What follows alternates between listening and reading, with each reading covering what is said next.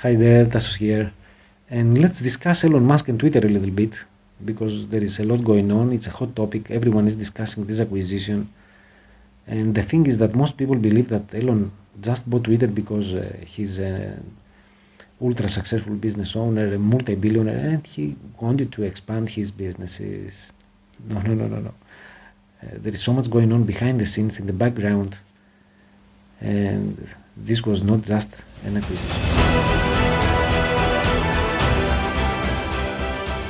And if you are like me and you watch the news closely for over 20 years now, you probably know that there is so much fake news out there, and not all information that is going out is correct or complete. And so we need to connect the dots and find the missing pieces of the puzzle to draw the right conclusions. And so Twitter was not just an acquisition. There are some really, really powerful people behind Elon Musk that wanted to change what's happening on Twitter and on other social media platforms as well, because Twitter was a derailed social media platform that lost direction. And so a very popular platform with billions of users, but there were a lot of bad things happening, many problems and issues with this platform. And so we experienced bots, robots that were mimicking people's behavior. They were tweeting and liking and stuff like that. And they had inappropriate content and fake accounts, and there was censorship as well. We had to deal with censorship for the last 2-3 years, and the same was happening on other platforms as well, like Facebook and many other social media platforms. And so what Elon did when he bought Twitter, you remember the first day he entered the headquarters with a sink in his hands, and he let that sink in the building. And so let that sink in. Here I am the boss. I am chief of Twitter right now.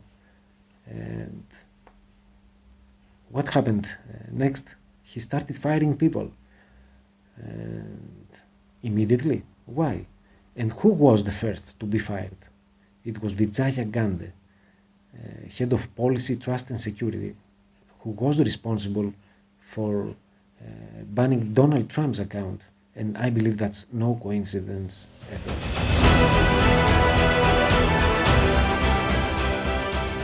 And so now Elon and people behind Elon are driving Twitter to a new direction. And as we are transitioning into the new version of the web, Web 3.0, we discussed that many times on the blog.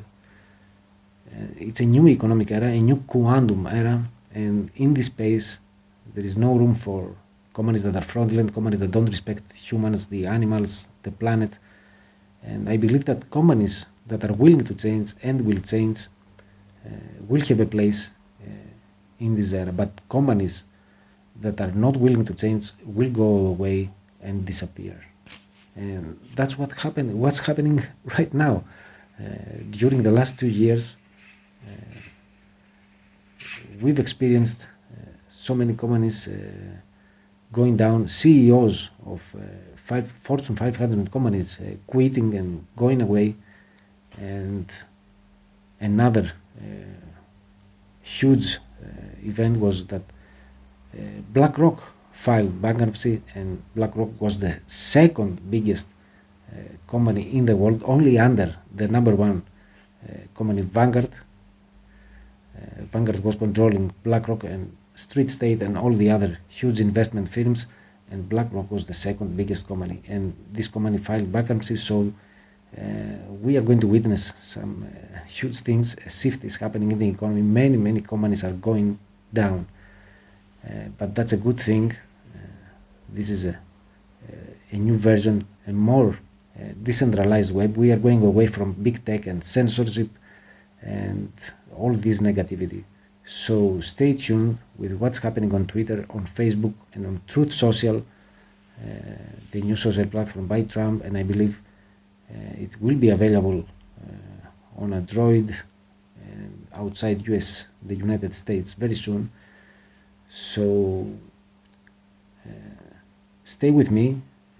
watch the news closely and connect with me on Twitter and support my other brand new social channels on Telegram and Signal. Signal is compatible with Starlink.